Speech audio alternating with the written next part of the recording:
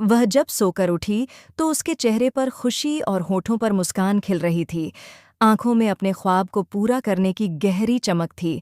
उसने बड़े प्यार से अपने बैग पर हाथ फेरा, जिसमें ज़ैनब की ज़िंदगी का सबसे बड़ा खजाना एफएससी की किताबें मौजूद थीं, जिनको देखकर वह कल से ही अपनी खुशकिस्मती पर फ़ख्र कर रही थी और रात को उसी बैग को किसी कीमती चीज़ की तरह सीने से लगाकर सोई थी, क्योंकि वह अपने कबीले की पहली लड़की थी जिसे सरदारों की सख्त मुखालफत के बावजूद उसके अब्बा सगीर अहमद ने कॉलेज में दाखिला दिलवाया था, जहां लड़कियों के कॉलेज या यूनिवर्सिटी जाने को बुरा समझा जाता था। वह 3 बहनें थीं, जिनमें 2 की शादी हो चुकी थी और सबसे छोटी ज़ैनब थी, जिसे तालीम का बहुत शौक था। वह अपने कबीले और ख़ासकर अपने अब्बा के लिए फ़ख्र बनना चाहती थी और उसी की ज़िद पर सगीर अहमद ने सबके सामने डटकर अपनी बेटी को कॉलेज में दाखिला दिलवाया था। वह तालीम पूरी करके कामयाब होकर अपने माँ बाप को भी उस कबीले में इज्जत दिलाना चाहती थी, जहाँ गरीबी को गुनाह और गरीब को हकीर समझा जाता था। ज़ैनब के ख्वाब बहुत बड़े थे और वह बहुत आगे जाना चाहती थी, मगर ये ख्वाब इतने डरावने रूप में बदल जाएंगे, ये किसी ने न सोचा था। आज उसका कॉलेज का पहला दिन था। जल्दी से तैयारी करके जब वह अपने यूनिफॉर्म को देखती तो मुस्कुराकर सोचती, इस उम्र में यहाँ की लड़कियां सुर्ख जोड़ा पहनकर फ़ख्र महसूस करती हैं, मगर मेरे लिए शादी और बच्चे पैदा करना कभी भी पहली तरजीह नहीं रही। मैंने इसी दिन का बेसब्री से इंतज़ार किया है और अब मैं ये साबित करके रहूंगी कि घर से बाहर जाकर हर लड़की कमज़ोर या बदचलन नहीं होती। हर लड़की माँ बाप के लिए बदनामी का सबब नहीं बनती। नफसानी ख्वाहिशों पर काबू पाना मुश्किल ज़रूर है, मगर ये इंसान के हाथ में होता है कि वह अपने नफ्स का ग़ुलाम बने या खुद पर काबू पा ले। वह सब तैयारी करके जब अबाया पहनकर अपने अब्बा सगीर अहमद के पास पहुंची तो बोली, अब्बा चलें, कॉलेज के लिए देर हो जाएगी। खुशी से दमकता उसका चेहरा और हाथ में थामी किताब को बार बार देखती रही। अरे मेरी बेटी तो वक्त की पाबंद है, वक्त से पहले ही तैयार हो गई। सकीना बेगम ने उसे दुआओं के साथ रुखसत किया। अल्लाह इसका हर कदम मुबारक करे और इसे हमारे सुकून का सबब बनाए। सगीर अहमद ने मुस्कुराकर बेटी की बेचैनी देखी, फिर बीवी से मुखातिब हुए, मैं क्या दुआ दूं? मेरा तो दिल बैठा जा रहा है। पूरे इलाके में हमारी थू-थू हो रही है। हमें इतना बड़ा खतरा मोल नहीं लेना चाहिए था। बेटियां घर की चारदीवारी में जितनी महफूज होती हैं, बाहर नहीं हो सकती। मैं तो कहती हूँ अभी भी वक्त है, सोच लें और फैसला बदल दें। हमारा बेटा तो है नहीं, यही बेटियां ही हमारी इज्जत और पूंजी हैं, कहीं कुछ गलत ना हो जाए। सकीना बेगम लोगों की बातों से डरने वाली कमज़ोर सोच की औरत थीं। क्या माँ है, अपनी बेटी के लिए मुंह से बदफाल निकाल रही है। तुझे तो दुआओं से उसे रुखसत करना चाहिए। आज इसका बड़े शहर के कॉलेज में पहला दिन है और तू सुबह सुबह हमारा भी दिमाग खराब कर रही है। चल ज़ैनब, मैं तुझे छोड़ने चलता हूँ। सगीर अहमद बीवी से नाराज़ होकर बेटी को साथ लेकर घर से निकले। वह इलाके में रिक्शा चलाकर घर चलाते थे और उसी रिक्शे में वह ज़ैनब को शहर के एक सरकारी कॉलेज छोड़ने जा रहे थे। मेरी बेटी, हमेशा याद रखना, मैंने पूरे इलाके की मुखालफत के बावजूद अपनी परवरिश और अपने खून पर एतबार किया है। मैं चाहता हूँ तू कभी मेरा एतबार मत तोड़ना, मुझे शर्मिंदा मत करना और लोगों को सच्चा साबित मत होने देना। सगीर अहमद बेटी को समझाते जा रहे थे और ज़ैनब दिल ही दिल में दुआ कर रही थी कि अल्लाह उसके अब्बा की इज्जत और मान को सलामत रखे, क्योंकि किरदार की मजबूती के लिए भी तौफीक उसी रब करीम की होती है, वरना बंदे के बस की बात नहीं होती। अभी रास्ता आधा ही तय हुआ था कि उनका रिक्शा धीरे धीरे रुकता गया और फिर बिल्कुल बंद हो गया। सगीर अहमद ने घबराकर बेटी की तरफ देखा तो वह भी परेशान हो गई। अब्बा, अगर ये ठीक ना हुआ तो? मैं पहले ही दिन कॉलेज से छुट्टी नहीं करना चाहती। ज़ैनब को फ़िक्र सताने लगी। तू फ़िक्र ना कर, मैं देखता हूँ, अभी ठीक हो जाएगा। कल ही शहर के मैकेनिक को दिखाकर लाया था, पता नहीं अब क्या हो गया। सगीर अहमद घबराकर बार बार रिक्शा स्टार्ट करने की कोशिश करते, मगर कोई फ़ायदा नहीं हुआ। तभी एक बड़ी गाड़ी उनके पास आकर रुकी। क्या हुआ सगीर? तेरे रिक्शे ने भी शायद ये बात पसंद नहीं की कि तेरी लड़की कॉलेज जाकर कबीले का नाम रोशन करे। अब भी सोच ले और लौट जा, इसी में भलाई है। गाड़ी की विंडो से राशिद खान ने बाहर झांका तो सगीर अहमद ने दांतों तले होंठ दबा लिए और खुद को कुछ कहने से रोका, क्योंकि इस बिगड़े हुए रईस की जहर भरी जुबान को झेलना आसान नहीं था। अगर बहुत ज़रूरी है तो चलो, मैं ले चलता हूँ। वैसे भी इस फटीचर रिक्शे से पहुंचना मुश्किल होगा। राशिद खान ने इन बाप बेटी की उपेक्षा खुलेआम की थी। सगीर अहमद ने इस मौके का फ़ायदा उठाने में कोई बुराई नहीं समझी। रिक्शा एक ओर खड़ा कर साफा झाड़ते हुए ज़ैनब के साथ गाड़ी की ओर बढ़ा। तुझे जाने की क्या ज़रूरत है सगीर? मैं शहर का रास्ता जानता हूँ और कॉलेज का भी पता है। तू यहीं रह, मैं इसे ले जाता हूँ। राशिद की आंखों में अजीब सी चमक थी। ऐसे कैसे भेज दूं? ये मेरी जवान बेटी है, मेरी जिम्मेदारी है। खान साहब, रहने दें, ये कल चली जाएगी। इतना ज़रूरी नहीं कि किसी गैर के साथ भेज दूं। सगीर अहमद ने बमुश्किल अपने गुस्से को काबू में रखते हुए कहा। इसमें क्या बुराई है? 2-4 दिन में यही सब तो करेगी, किसी लड़के से मेलजोल बढ़ाएगी और फिर अकेले में मिलेगी। शहर की लड़कियां यही करती हैं, ये भी वही सीख जाएगी, तो फिर मेरे साथ भेजने में दिक्कत क्या है? राशिद की बातों से गुस्सा उबाल पर आ गया, लेकिन सगीर अहमद ने संयम रखा। वो हमारा मामला है खान साहब, आप फिक्र न करें, मैं खुद देख लूंगा। सगीर अहमद ने माथे पर बल डालते हुए जवाब दिया। तेरी हिम्मत कैसे हुई मुझे मना करने की? अब मैं ही इसे लेकर जाऊंगा। कहते हुए राशिद गाड़ी से बाहर निकला और ज़ैनब की कलाई पकड़ ली। वो एक बदचलन, औरतों को बुरी नज़र से देखने वाला शख्स था, मगर सगीर अहमद एक गैरतमंद बाप था जो अपनी बेटी को यूं जलील होता नहीं देख सकता था। वो पलटा, रिक्शे से लोहे का भारी पुर्जा उठाया और राशिद के संभलने से पहले ही जोर से उसके सिर पर दे मारा। राशिद खान जैसा ताकतवर आदमी ये वार सह नहीं पाया और जमीन पर गिरकर तड़पने लगा। बाबा, ये क्या किया? अगर ये मर गया तो हमारी खैर नहीं। ज़ैनब की घबराहट जाहिर थी, क्योंकि वो जानती थी कि इस कबीले में खून का बदला खून से ही लिया जाता है। मगर सगीर अहमद मजबूर था। अब चुप रहता तो बेटी को खो देता, इसलिए हमला करना ही आखिरी हल था। कुछ ही देर में लोग जमा हो गए और राशिद खान का खास आदमी भी आ पहुंचा। सबने गवाही दी कि कातिल सगीर अहमद है। बात सरदारों तक पहुंच गई। जनाजे के बाद जिरगा बैठा और सरदार जहांजेब ने सगीर से पूछा, तूने इतना बड़ा कदम क्यों उठाया जब तू खून बहा नहीं दे सकता? तू जानता है कि तेरी बेटी है, अब एक ही हल है, उसे वनी करना होगा। मैंने ये सब अपनी बेटी की इज्जत के लिए किया। सगीर ने सर झुका लिया। मगर वो वहां थी ही क्यों? एक और सरदार ने तीखी नज़र से पूछा और सगीर के पास कोई जवाब न रहा। तो फैसला यही है, खून का बदला अब वनी से होगा, सरदारों ने ऐलान किया। सगीर चीख पड़ा, मैंने मजबूरी में किया, राशिद उसे जबरदस्ती ले जाना चाहता था। मगर फैसला हो चुका था। मैं यह सब देखकर कैसे चुप रह सकता था? सगीर अहमद ने कमज़ोर सा विरोध किया, लेकिन किसी ने भी इसकी गवाही नहीं दी और सरदार भी इस बात से नाराज़ थे कि सगीर अहमद इलाके की बाकी लड़कियों को भी बगावत के लिए उकसा रहा है। इसलिए सुलह वनी के ज़रिए ही तय हुई और सदियों से चलती दुश्मनी और सुलह की खातिर वनी बनने वाली लड़कियों में ज़ैनब भी शामिल हो गई। उसका निकाह राशिद खान के बड़े भाई वलीद खान से कर दिया गया और अपने सारे सपनों का खून होते देख ज़ैनब तड़प रही थी। सगीर अहमद शर्मिंदा सा सर झुकाए बैठा था और सकीना बेगम चिल्ला चिल्ला कर अपने पति को कोस रही थी। कह रही थी कि मैं पहले ही कहती थी कुछ बुरा होगा, लेकिन मेरी बात नहीं मानी। क्या शादी कराने में बुराई थी? अब वनी बनना सही है। उसी दिन के लिए सबकी मुखालफत मोल ली थी। अब सारी उम्र अपनी छोटी बेटी की सूरत को तरसेंगे और उसके साथ जो सुलूक होगा वो भी सबको पता है। सकीना बेगम बुरी तरह रो रही थीं। घर का माहौल गमगीन था। हर किसी को ज़ैनब की बर्बादी रुला रही थी। देखा कॉलेज जाने का अंजाम जैनी, काश तुमने ये सपना कभी देखा ही न होता तो ये दिन न देखना पड़ता। ज़ैनब की कज़िन्स और सहेलियां उसके दुख में शरीक थीं, लेकिन ज़ैनब ने पूरे यकीन से कहा, मैं अपना सपना कभी नहीं भूल सकती, न ही उससे पीछे हट सकती हूँ। अल्लाह ने चाहा तो सब ठीक हो जाएगा। मैं आखिरी सांस तक कोशिश करूँगी। जो किस्मत में होगा वो मिल ही जाएगा। इस पर एक सहेली उदासी से बोली, अरे पगली, तू नहीं जानती ये खान कितने जालिम हैं। उनकी हवेली से तो किसी लड़की का जिंदा बाहर निकलना मुमकिन नहीं। खून बहा में दुश्मन के घर जाने वाली लड़की की सिर्फ लाश ही वापस आती है, जिंदा उसकी शक्ल तक नहीं देखी जाती।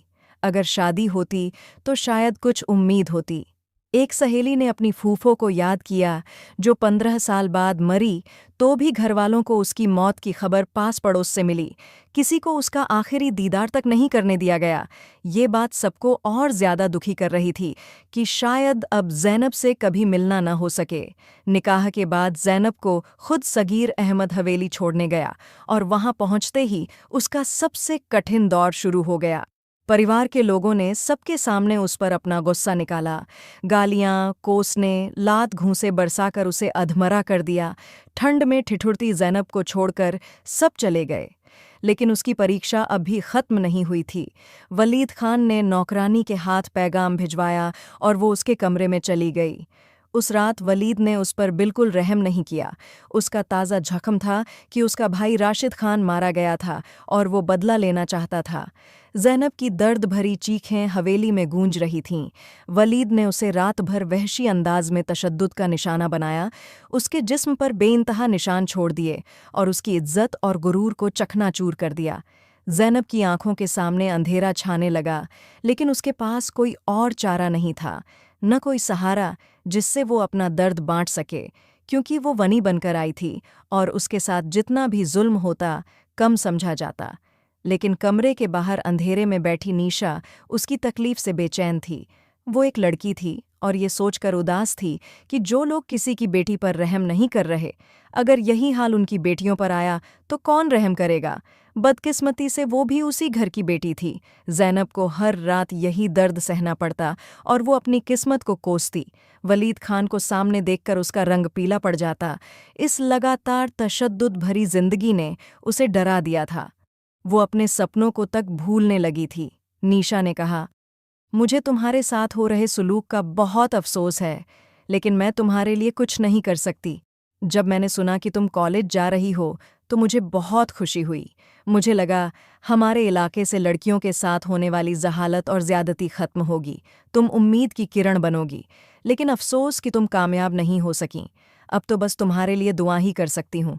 मुझे पता है कि मेरा भाई इस दुनिया से चला गया, लेकिन उसकी उम्र इतनी ही थी। इस हवेली की हर लड़की के साथ उसका सख्त रवैया था। हमें तो स्कूल तक नहीं जाने दिया। तुम्हारी तालीम का पता चलते ही वो मौका तलाशने लगा था कि तुम्हें कैसे रोका जाए। बाकी मर्दों की तरह वो भी ये बर्दाश्त नहीं कर पा रहा था। मीशा ने एक रोज़ मौका मिलते ही ज़ैनब के साथ हमदर्दी जताई थी और कुछ पलों के लिए ज़ैनब सन्न रह गई थी, क्योंकि वो सोच भी नहीं सकती थी कि इस हवेली में भी कोई उसका हमख्याल और हमदर्द हो सकता है।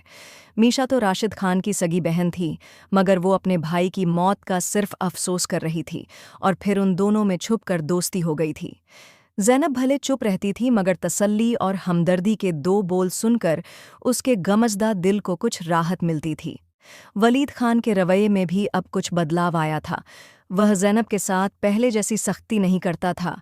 शायद उसकी खामोशी और सादगी ने उसे सोचने पर मजबूर कर दिया था कि ज़ैनब का कसूर इतना बड़ा भी नहीं कि उसे इतनी सख्त सज़ा दी जाए। अब कमरे में वो बगैर कहे उसे तकलीफ देने से बचता था, मगर चेहरे के सख्त और पत्थर जैसे भाव अब भी कायम रखता था। ज़ैनब ये सब महसूस कर रही थी, मगर न तो अपनी हैसियत भूलना चाहती थी और न ही किसी खुशफहमी में जी रही थी। उसने खुद को वक़्त और हालात के हवाले कर दिया था और हर उम्मीद सिर्फ अपने रब से जोड़ दी थी। वलीद खान एक समझदार और गंभीर मर्द था। औरतों के बारे में आम मर्दों जैसी सोच नहीं रखता था, मगर गैरत के मामले में अपने मरहूम भाई से भी ज़्यादा सख्त था।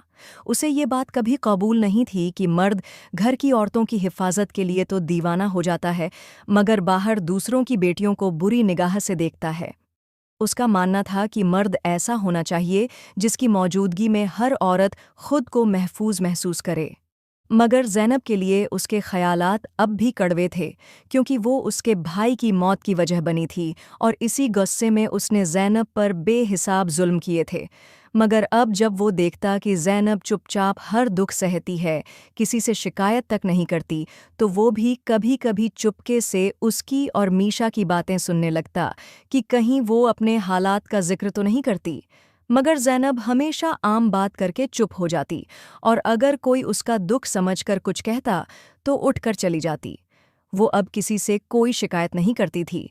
वलीद ने भी एक दो बार बातों ही बातों में उसे टटोलने की कोशिश की थी, मगर ज़ैनब ने उसके सामने भी खामोशी ही ओढ़े रखी थी।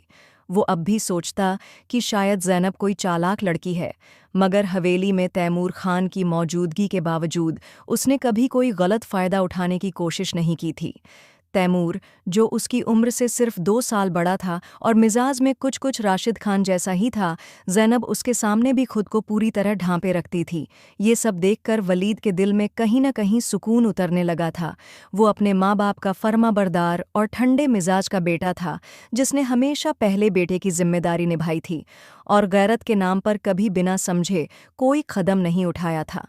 राशिद की बिगड़ी आदतों की वजह से वो अक्सर तैमूर को समझाता भी रहता था, और अब यही तैमूर अपने भाई की जिंदगी में जहर घोलना चाहता था, क्योंकि वो चाहता था कि ज़ैनब उसे मिले। उसने अपने बाबा जाफ़र खान के सामने भी ये बात रखी थी, मगर उन्होंने ज़बरदस्ती वनी के लिए वलीद को राज़ी कर लिया था। अब तैमूर के लिए ये बात हज़म करना मुश्किल था कि वो लड़की, जिसके हुस्न के किस्से उसने सुने थे, अब उसके भाई की हो चुकी है। इसलिए वो किसी भी शैतानी रास्ते की तलाश में था। अम्मा, ये लड़की मुझे बहुत चालाक लगती है। किसी दिन आपसे आपका बेटा छीन लेगी। मैं तो कहता हूँ इसका कोई इंतज़ाम कर लें, वरना पूरी जिंदगी पछताना पड़ेगा। तैमूर ने अपनी माँ को भड़काना शुरू कर दिया, और खानी बेगम अब वलीद पर गहरी नज़र रखने लगी थीं, क्योंकि अब उनके बेटे की आंखों में पहले जैसा गुस्सा और इंतकाम नज़र नहीं आ रहा था।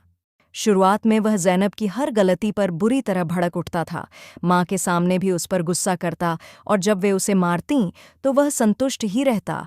मगर अब जब खानी बेगम ने बहाना बनाकर ज़ैनब को मारना शुरू किया, तो वलीद खान के चेहरे पर नापसंदगी के भाव उभरे। वह चुपचाप होंठ भींचे वहाँ से चला गया, और यह देखकर खानी बेगम ने भी तैमूर खान की बात पर यकीन कर लिया, और दोनों ने बहुत सोच समझकर एक खतरनाक कदम उठाने का फैसला कर लिया, यह जाने बिना कि अगर अल्लाह चाहे तो हर चाल उल्टी पड़ जाती है और इंसान उसी गड्ढे में गिरता है जो वह खुद अपने लिए खोदता है। सुल्तान सिकंदर ड्राइंग रूम में चुपचाप बैठा ज़ैनब को देख रहा था। उसका खूबसूरत चेहरा और बेहद हसीन अंदाज देखकर वह दंग रह गया था। तुम जानते हो, मैं हमेशा शहर की लड़कियों के बेबाक अंदाज के बजाय छोटे इलाकों की शरीफ और शर्म हया वाली लड़कियों को अहमियत देता आया हूँ। मैं इस हुस्न के जादू में सर से पांव तक जकड़ा हुआ महसूस कर रहा हूँ। तैमूर खान उसकी आंखों में तारीफ के रंग देखकर खुश हो गया था। मुझे तुम्हारी पसंद का अंदाज़ा है। ये लड़की तुम्हारी हो सकती है अगर तुम चाहो तो, और मुझे भी बदले में कुछ चाहिए। आगे तुम समझदार हो। तैमूर की आंखों में लालच साफ झलक रहा था। ओह, तो तुम्हें इस लड़की की कीमत चाहिए ना? सुल्तान सिकंदर ने उसकी मांग समझ ली थी। काफी समझदार हो सुल्तान, तो चलो फिर इत्मीनान से एक दूसरे की शर्तें सुन लेते हैं और ऐतराज़ात भी यहीं खत्म कर लेते हैं। तैमूर ने बेसब्री दिखाई। तुम्हें बड़ी जल्दी है। खैर, अब इस परी जैसी सूरत को देखकर मैं भी अपने जज्बातों पर काबू नहीं रख पा रहा हूँ। बताओ क्या चाहते हो? मैं अभी देने को तैयार हूँ, मगर ये लड़की मुझे सिर्फ एक रात के लिए नहीं चाहिए, हमेशा के लिए चाहिए। सुल्तान ने जोर से मुस्कुराते हुए कहा। हाँ, मुझे कोई ऐतराज़ नहीं है, तुम इसे अपने साथ ले जा सकते हो, मगर कुछ पेचीदगियों के चलते तुम्हें आज की रात यहीं रुकना होगा। तभी खानी बेगम कमरे में दाखिल हुईं। मुझे हर शर्त मंजूर है, अब अपनी डिमांड बताइए। सुल्तान सिकंदर को तो बस तैमूर ही एक घटिया लड़का लगा था, जो अपने घर की लड़की का सौदा कर रहा था, मगर इस खेल में एक औरत की अचानक एंट्री देखकर वह चौंक गया और सवालिया निगाहों से तैमूर को देखने लगा। ये मेरी माँ हैं, खानी बेगम, और इन्हें इसी नाम से पुकारा जाता है, मगर तुम फिक्र मत करो, ये राज रख सकती हैं। तैमूर अपनी माँ की मौजूदगी से मुतमिन हो गया, और सुल्तान सिकंदर इन माँ बेटे की शैतानी फितरत देखकर चौंक गया। लड़के तो जज्बात में इस तरह की सौदेबाजी करते रहते हैं, मगर किसी औरत का इसमें शरीक होना मैं पहली बार देख रहा हूँ। ठीक है, तो फिर जल्दी बताओ क्या चाहिए बदले में? रकम चाहिए, वो भी नकद, तैमूर ने जवाब दिया। मैं इस लड़की की खूबसूरती के हिसाब से 50 लाख देने को तैयार हूँ। सुल्तान सिकंदर पूरी तैयारी के साथ आया था। उसने अपने पास 50 लाख देने को तैयार हूँ मौजूद लेदर का बैग तैमूर की तरफ बढ़ा दिया। तुम तसल्ली कर सकते हो, 50 लाख पूरे हैं, 1 रुपया न कम न ज्यादा, उसने जोरदार अंदाज में मुस्कुराते हुए कहा। तैमूर इतनी बड़ी रकम सुनकर खुशी से झूम उठा। वह तो कुछ लाख में ही ज़ैनब को उसके हवाले करना चाहता था, क्योंकि उसकी आवारगी की वजह से वलीद खान ने उसका जेब खर्च बहुत सीमित कर दिया था और हर पैसे का हिसाब लेता था। अब इतनी आसानी से 50 लाख का मालिक बन जाना उसे खुशी से सरशार कर गया। ठीक है, लड़की को फौरन मेरे हवाले कर दो। मैं तो कहता हूँ उसे अपने साथ शहर ले जाता हूँ, बस उसे मेरे हवाले कर दो। सुल्तान सिकंदर खुशी से पागल हो रहा था। नहीं, ये मुमकिन नहीं होगा। खानी बेगम ने सख्ती से होंठ भींचते हुए उसकी तरफ देखा। मगर क्यों? रकम तो आप लोग वसूल कर चुके हैं जो इस लड़की की कीमत है। अब क्या मसला है? सुल्तान सिकंदर शक में पड़ गया, और तैमूर भी हैरान था कि अगर इस मुसीबत से जान छूट सकती है तो फिर माँ क्यों मना कर रही हैं। समझो, अगर तुम्हें वाकई शरीफ लड़की पसंद है तो उसके बारे में जानना भी चाहिए। ये लड़की तुम्हें सामने देखकर ही चीखने लगेगी। तुम्हें बहुत होशियारी से पहले उसकी जुबान बंद करनी होगी, जिसका आसान तरीका यही है कि उसकी बेखबरी का फ़ायदा उठाया जाए, और जब उसके पास कुछ नहीं बचेगा तो वो मजबूर होकर खामोश हो जाएगी। समझ रहे हो? आज रात तुम यहीं रहकर अपना मकसद पूरा कर लो, बाकी सब मुझ पर छोड़ दो। खानी बेगम ने बेरहमी से योजना बनाई थी, मगर क्या वो मुझे स्वीकार कर लेगी? अगर वो चिल्लाने लगी या खुद को मेरे हवाले करने से इनकार कर दिया तो क्या होगा? सुल्तान अब भी शक्की था। नहीं, तैमूर खुद उसे कमरे तक छोड़कर आएगा और मैं उस लड़की से कह दूंगी कि तुम उसके शौहर हो, कमरे की लाइट बंद रहनी चाहिए। इस तरह वो खुद को आसानी से तुम्हारे हवाले कर देगी, और बाद में जब रोशनी में तुम्हें देखेगी तो उसे एहसास दिलाना कि जो कुछ हो चुका है। उसके बाद अगर वो चुपचाप तुम्हारे साथ न गई तो उसे मार दिया जाएगा, और इस हवेली में वैसे भी उसकी ज़िंदगी मुश्किल है, तो इज्जत लुट जाने के बाद बदनामी का दाग सहने से बेहतर वो हवेली छोड़कर तुम्हारे पास पनाह लेना चाहेगी, और एक बार तुम्हारे साथ चली गई तो फिर हम जिम्मेदार नहीं होंगे। अब फिक्र मत करो, तैमूर जाओ, उसे ज़ैनब के कमरे तक छोड़ दो। खानी बेगम ने तफसील से समझाया। हाँ, फिर ठीक है, मगर अंधेरे की मदद से मेरे साथ कोई चालबाजी मत करना तैमूर खान, वरना अपनी गोलियों से तुम्हारा सीना छलनी करने में एक पल भी नहीं लगाऊंगा। सुल्तान ने अपनी गन तैमूर की आंखों के सामने लहराई। वलीद खान कुछ दिनों के लिए शहर किसी काम से गया हुआ था, और ज़ैनब दिल ही दिल में उसकी गैर मौजूदगी से खुश थी। किसे खबर थी कि यही खुशी उसके लिए एक तूफान का आगाज़ बनेगी। रोज़ की तरह किचन का काम निपटाकर जब वो अपने कमरे की ओर बढ़ी तो खानी बेगम ने आदेश दिया, सुनो लड़की, बिना आवाज़ किए सीधे कमरे में चली जाना और लाइट भी बंद रखना। मेरा बेटा बहुत थका हुआ है, सोने गया है। ज़ैनब का चेहरा पीला पड़ गया, और खानी बेगम ने उसके हाव भाव देखकर पल भर को सोचा कि कहीं तैमूर के बहकावे में कोई गलत फैसला तो नहीं कर लिया। ज़ैनब ने चुपचाप कमरे में जाकर वलीद के कहे अनुसार शावर लिया, साफ कपड़े पहने और बिस्तर पर लेट गई। तभी अचानक किसी ने ज़बरदस्ती दरवाज़ा खोलकर कमरे में दाखिल होकर लाइट जला दी। ज़ैनब चौंक कर उठ बैठी। सामने वलीद खान खड़ा था, और उसके साथ ही बिस्तर पर कोई अजनबी आदमी बैठा था जो अंधेरे का फ़ायदा उठाकर काफ़ी करीब आ चुका था।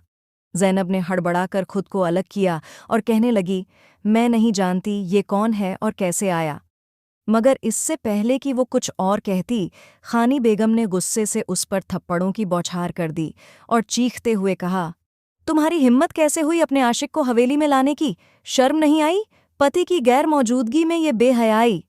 वो जलील करती गईं और हवेली की इज्जत का हवाला देने लगीं। शोर सुनकर तैमूर खान भी आ पहुंचा, और सारा हाल जानकर अनजान बनते हुए सुल्तान को घूरने लगा। फिर गुस्से में बोला, लाला, इस औरत को इसके आशिक के साथ जिंदा दफना दो, ताकि कोई और ऐसी हरकत करने से पहले 100 बार सोचे। सुल्तान सिकंदर गुस्से से फट पड़ा, तुम दोनों ने मुझसे 50 लाख लिए और अब धोखा दे रहे हो। ये लड़की तो खुद नहीं जानती थी कि इसका सौदा किया गया है, और तुम मुझे मामूली आदमी समझ बैठे। अब या तो इस लड़की को तलाक देकर मेरे हवाले करो, या फिर मेरे पैसे वापस दो और मुझसे माफ़ी मांगो, वरना अंजाम बुरा होगा। ज़ैनब वलीद को सवाल भरी नज़रों से देख रही थी, और वलीद सन्न खड़ा था। तैमूर और खानी बेगम घबरा गए, क्योंकि उन्होंने सोचा था कि वलीद पहले सुल्तान को मारेगा फिर ज़ैनब को, लेकिन यहाँ तो सारा खेल उल्टा पड़ गया था। ज़ैनब अब गुनहगार नहीं बल्कि मासूम और मजलूम बन चुकी थी और तैमूर व खानी बेगम खुद कटघरे में खड़े थे। ज़ैनब कांपते लहजे में बोली, ये झूठ बोल रहा है, मैं इसे पहली बार देख रही हूँ। इसके साथ मिलकर मैं कैसे कोई साजिश कर सकती हूँ? मेरा यकीन करो वलीद बेटा, मैं कुछ नहीं जानती और न ही किसी खेल का हिस्सा हूँ। खानी बेगम सुल्तान सिकंदर के सच बोल देने पर तिलमिला उठीं। सुल्तान ने जवाबी हमला करते हुए कहा, अगर मैं झूठ बोल रहा हूँ तो इस औरत के कमरे की तलाशी लो। मैंने रकम एक काले लेदर के बैग में रखकर इनके हवाले की थी। अगर वो बैग नहीं मिला तो मुझ पर शक कर सकते हो, लेकिन अब इस बेइज्जती के बाद तैमूर का बचना नामुमकिन है। वलीद खान अपनी माँ और भाई को अविश्वास से देखता रह गया और ज़ैनब, जो काफ़ी बेतरतीब कपड़ों में थी, चुपचाप वलीद की आड़ लेकर खुद को सबकी गंदी नज़रों से बचाने लगी। वलीद को ज़ैनब की परेशानी का एहसास हुआ। उसने सबको कमरे से बाहर निकालकर ज़ैनब को तसल्ली दी और खुद ड्राइंग रूम चला गया। 2 नौकरों की निगरानी में 2 औरतों ने खानी बेगम के कमरे की तलाशी ली और थोड़ी देर में बिस्तर के नीचे से वही काला बैग बरामद हो गया जिसमें 50 लाख रुपये थे। ये देख सुल्तान की बात सच साबित हो गई। वलीद खान ने वह रकम वापस की और कहा, उन लोगों की नहीं, बल्कि मैं तुमसे माफ़ी मांगता हूँ कि मेरे घरवालों ने तुम्हारे साथ क्या किया। मगर जिसे बेचा गया वो मेरी बीवी है और मुझे अफसोस है कि इस हवेली में मेरी इज्जत भी महफूज नहीं। वलीद की आंखें गुस्से से लाल हो रही थीं। सुल्तान बोला, ठीक है, मैं अभी तो चला जाता हूँ, लेकिन तैमूर से अपना हिसाब ज़रूर लूँगा और उम्मीद है कोई मेरे रास्ते में नहीं आएगा। इतना कहकर वो हवेली से निकल गया। वलीद ने अपनी माँ और भाई को नफ़रत भरी नज़रों से देखा और बिना कुछ कहे वहाँ से चला गया। कई दिन तक वलीद खान किसी से नहीं मिला और खुद को मर्दान खाने में बंद कर लिया। सोचता रहा कि आखिर तैमूर और खानी बेगम को ज़ैनब जैसी बेगुनाह लड़की से क्या दुश्मनी थी कि उसका सौदा कर डाला। वो तो शुरू से ही सबकी गुलामी कर रही थी, हर जुल्म और ताना सह रही थी। कभी पलटकर जवाब नहीं दिया, ना ही किसी बहू सास वाले झगड़े में पड़ी, और मैं खुद भी उसकी तरफदारी नहीं करता था। क्या अगर मैं थोड़ी देर से पहुंचता तो मेरी माँ मेरी बीवी को पैसे के लिए उस आदमी के हवाले कर देती? क्या मेरी बीवी की इज्जत? नहीं, मैं आगे सोच भी नहीं सकता। मैंने बहुत बड़ा गुनाह किया, अब मुझे फैसला करना होगा। इस रस्म को ख़त्म करना होगा। या रब, मुझे हिम्मत दे कि मैं अपने गुनाह का प्रायश्चित कर सकूं। यह सोचकर वलीद उठ खड़ा हुआ और सीधे ज़ैनब के कमरे में गया। ज़ैनब ने उसे देखकर मुंह फेर लिया। वलीद बोला, मुझे माफ़ कर दो ज़ैनब, मैं पहले ही शर्म से मरा जा रहा हूँ। तुम मेरी बीवी हो, मगर मैं तुम्हारी हिफाजत नहीं कर पाया। अब और इम्तिहान मत लो, मुझे इस तकलीफ़ से रिहाई दे दो। ज़ैनब ने जवाब दिया, और मेरी तकलीफ़? मेरे जज्बातों की क्या अहमियत है? मैं बेगुनाह थी, फिर भी सब कुछ सहा। क्या इसका कोई मुआवजा दे सकते हैं आप? आप जानते हैं, आपका भाई कैसा इंसान था। उसकी आंखों में गंदगी थी और वो ज़बरदस्ती मुझे अपने साथ ले जाना चाहता था। उसके इरादे बिल्कुल भी नेक नहीं थे। ऐसे में एक गैरतमंद मर्द और कर ही क्या सकता था? क्या हैसियत कम होने का मतलब ये है कि हमारी इज्जत भी सस्ती है? क्या हम बेटियां नहीं हैं? हमारे लिए किसी की गैरत क्यों नहीं जागती? बताइए, जवाब दीजिए। क्या मेरा गुनाह सिर्फ इतना था कि मैं पढ़ना चाहती थी? क्या इसलिए राशिद खान जैसा आदमी मुझे बर्बाद कर देता और मैं और मेरे अब्बू चुपचाप सब सहते रहते?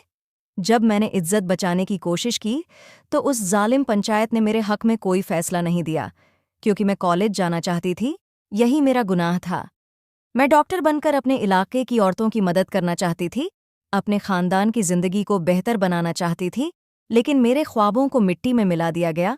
पंचायत ने मेरा गर्व छीन लिया और मुझे तुम्हारे हवाले कर दिया, और तुमने मेरे साथ ऐसा बुरा सुलूक किया कि पहले ही दिन से मुझे उस रिश्ते से नफरत हो गई जो अल्लाह और उसके रसूल ने पसंद फरमाया है। तुम्हारी माँ ने मुझे मेरी ही नज़रों में गिरा दिया और तुम मुझसे माफ़ी मांग रहे हो? अगर तुम में ज़रा भी हिम्मत होती तो अपनी माँ और भाई से सवाल करते, मेरी तरफदारी करते, अपनी गैरत दिखाते। तुम एक कमज़ोर और खुद गर्ज इंसान हो। ज़ैनब ने सच्चाई के आईने में वलीद खान को उसका असली चेहरा दिखा दिया। वलीद बोला, मैं जानता हूँ मैं गलत था, लेकिन अब मैं अपनी हर गलती का अज़ाला करूँगा। तुम देखना। और उसने कुछ ही दिनों में ये बात सच साबित कर दी। उसने वनी की रस्म के खिलाफ आवाज उठाई। उसने पंचों के मना करने के बावजूद ज़ैनब को खुद उसके घर तक छोड़ा और सगीर साहब से माफ़ी मांगते हुए कहा कि अगर ज़ैनब अलग होना चाहती है तो मैं उसे तलाक देने को भी तैयार हूँ। 3 दिन का वक्त है, जो फैसला होगा मैं मानूंगा। ये सुनकर सगीर साहब की आंखों में आंसू थे। उन्होंने सोचा, मैंने सुना था कि खान हवेली का बड़ा बेटा नेक और शरीफ है, आज ये देख लिया। जब वो घर पहुंचे तो ज़ैनब को देखकर उनका दिल फट गया। वो बिल्कुल कमज़ोर हो चुकी थी। आंखों के नीचे काले घेरे, सूखे होंठ और दर्द से भरी आंखें देखकर अंदाज़ा हो गया कि उसने कितनी तकलीफ सही होगी। सगीर साहब ने खुद को संभालते हुए कहा, ज़ैनब, मेरी प्यारी बेटी, कैसी हो? शुक्र है फिर से तुम्हें देख पा रहा हूँ। और ज़ैनब अपने अब्बू को देखकर खुद पर काबू न रख सकी, फूट फूट कर रोने लगी। अब्बा, मुझे उस कैद से आज़ादी चाहिए। मैं आज भी अपने ख्वाब पूरे करना चाहती हूँ। मुझे उस हवेली में नहीं लौटना। मुझे बचा लो अब्बा। सगीर साहब ने उसे गले लगाकर तसल्ली दी और कहा, अब सब ठीक होने वाला है। खान साहब ने तुम्हें अपनी जिंदगी का फैसला खुद करने की आज़ादी दी है। लेकिन उन्हें डर था कि पंचायत का फैसला न मानने पर वलीद को सज़ा मिल सकती है। और हुआ भी यही। वलीद खान के मना करने के बावजूद तैमूर खान ने सारी बात पंचायत तक पहुंचा दी कि वलीद खान वनी की लड़की को छोड़ आया है और उसे आज़ाद करना चाहता है। ये सुनते ही वलीद खान हवेली में दहाड़ मारता हुआ चिल्ला उठा, मैंने कहा था कि अगर बात हवेली से बाहर गई तो मुझसे किसी भी भलाई की उम्मीद मत रखना, मगर आप लोगों को मेरी बात मजाक लगी थी। अब सारी जिंदगी अपनी इस गलती पर आप दोनों शर्मिंदा होकर पछताने वाले हैं। मुझसे कोई शिकायत मत करना। वलीद खान गुस्से में तमतमाता हुआ हवेली से बाहर चला गया था और खानी बेगम के वहम और गुमान में भी नहीं था कि अगले दिन की पंचायत में वो कौन सा कदम उठाने वाला है। ज़ैनब वलीद खान के रवैये को सोचती तो गम और गुस्से से पागल होने लगती, मगर जब उसकी शर्मिंदगी और खुद को वापस बाप के हवाले किए जाने की बात सोचती तो दिल में इस बात को मानने लगी थी कि वो एक अच्छे इंसान हैं। मगर अगर पंचायत के सामने अपने बात पर कायम रहा तो फिर मेरे लिए भी फैसला करना आसान हो जाएगा। वह लगातार इसी बारे में सोच रही थी। अल्लाह उस अच्छे इंसान को हमेशा खुश रखे जिसने इतनी हिम्मत दिखाई। ज़ैनब, तुम बहुत खुशकिस्मत हो। वणी होने वाली लड़कियों के साथ इससे भी बदतर सुलूक किया जाता है, जानवरों की तरह मारा जाता है। दिन में सिर्फ एक बार खाना मिलता है और वह भी कत्ल के वारिसों की मर्जी से। ठंडी या गर्मी में नंगे फर्श पर सोना पड़ता है। कभी कभी किसी की गंदी नज़र पड़ती है और इज्जत भी लुट जाती है, मगर उस शख्स को कोई फ़र्क नहीं पड़ता जिससे निकाह हुआ होता है। शरीफ औरत के लिए सबसे बड़ी जिल्लत और सज़ा यही होती है, मगर न कभी पंचायत के सरदार इंसाफ करते हैं और न कोई दूसरा आवाज़ उठाता है।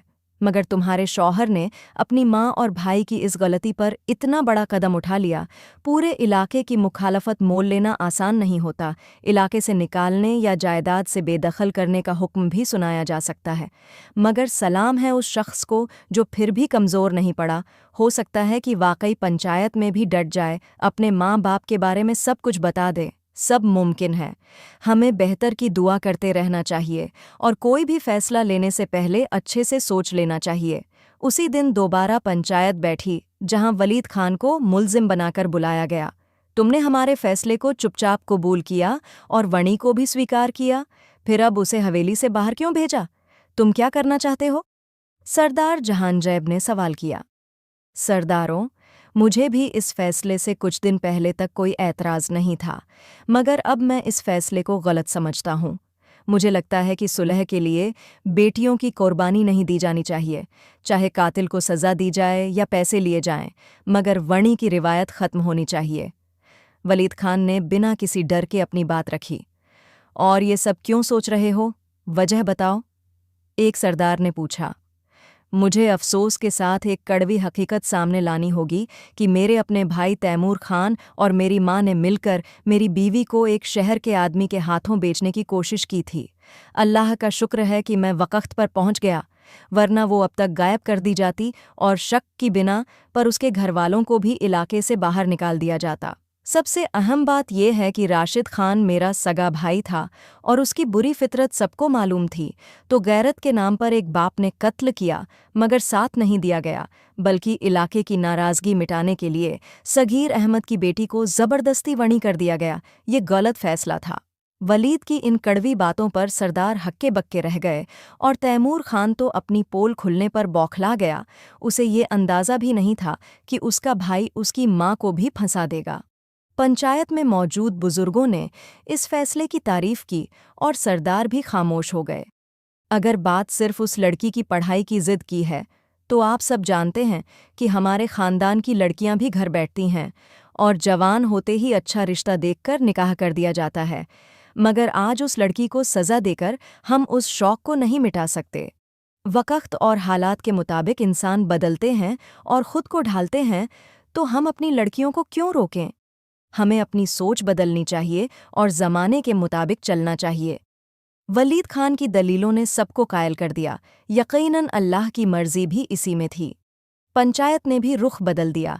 तैमूर को इलाके से निकालने का फैसला सुनाया गया और खानी बेगम के लिए इससे बड़ी सज़ा कोई नहीं थी। वलीद खान को उसके फैसले में आज़ाद कर दिया गया और सगीर अहमद से हमदर्दी का इजहार किया गया। ज़ैनब अभी तक कोई फैसला नहीं कर पाई थी, मगर जब उसे झिड़गे के बारे में पता चला तो उसकी आंखें हैरानी और खुशी से भर आईं। मैं वाकई बहुत खुशकिस्मत हूँ बाबा कि वलीद खान जैसे अजीम इंसान का साथ मुझे मिला और मैं उस पर शक कर रही थी, उस शख्स से रिश्ता तोड़ने जा रही थी। कितनी बड़ी गलती करने वाली थी। अगर मैं चिराग लेकर ढूंढने भी निकलूं तो भी ऐसा इंसान मिलना मुश्किल है। ज़ैनब ने वलीद खान से अलग होने का फ़ैसला मुनासिब नहीं समझा, बल्कि कुछ बातों को सुलझाने के लिए पैगाम भिजवाया। तैमूर खान को निकलते हुए खानी बेगम का रो रो कर बुरा हाल था, लेकिन वलीद खान एक तरफ खामोश खड़ा अपने जज्बात पर काबू रखे हुए था। एक भाई को पहले ही खो चुका था और अब दूसरे के लिए भी दिल को मजबूत करना ज़रूरी था। जहां खानी बेगम उससे नाराज़ थीं, वहीं वो भी उनकी गलती को नज़रअंदाज नहीं कर पा रहा था। अपनी ज़िद और अना में उन्होंने एक गैर मर्द को हवेली में बुला लिया था, जिससे घर की इज्जत खतरे में पड़ गई थी। वलीद चाहता था कि तैमूर अपनी गलती माने और सज़ा कबूल करे, इसलिए वो खामोश रहा। उसके बाद वो ज़ैनब के पैगाम पर मिलने चला गया और खानी बेगम अपने गम के साथ अकेली रह गईं। इस मौके पर जाफ़र खान, जो घर के मामलात से बिल्कुल दूर रहते थे, आज जब सब सच्चाई जानी तो वो गुस्से से भर उठे और खानी बेगम से मिलने तक से इनकार कर दिया। हवेली में लड़कियों को भी उनके कमरे में जाने से रोक दिया गया था।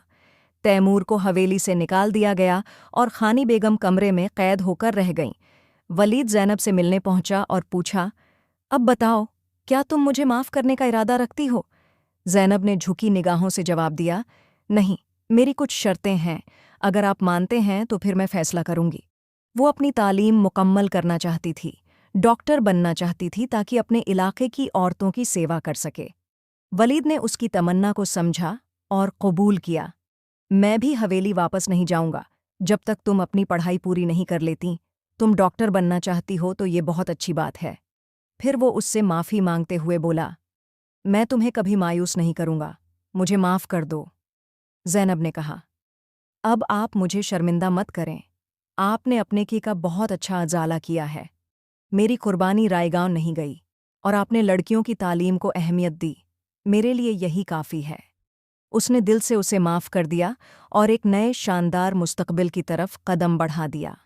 अब कोई रुकावट नहीं रही थी, मगर तैमूर खान को अपने किए की बड़ी सज़ा मिल चुकी थी। जब वो शहर में लावारिस होकर रह रहा था तो सुल्तान सिकंदर को पता चल गया और वो, जो कब से अपने इंतकाम की आग में जल रहा था, तैमूर पर हमला करके उसे मौत के घाट उतार गया। 3 दिन बाद लोगों को उसकी गैर मौजूदगी का एहसास हुआ तो उसके ठिकाने पर जाकर देखा और फिर वलीद खान को उसकी मौत की खबर दी गई। हवेली में फिर से जवान बेटे की लाश देखकर कोहराम मच गया और खानी बेगम बेहोश हो गईं। 2 बेटों की गलत राहों ने हवेली की खुशियां छीन ली थीं, मगर अफसोस, उनके अंजाम से सबक लेने वाले बहुत कम थे।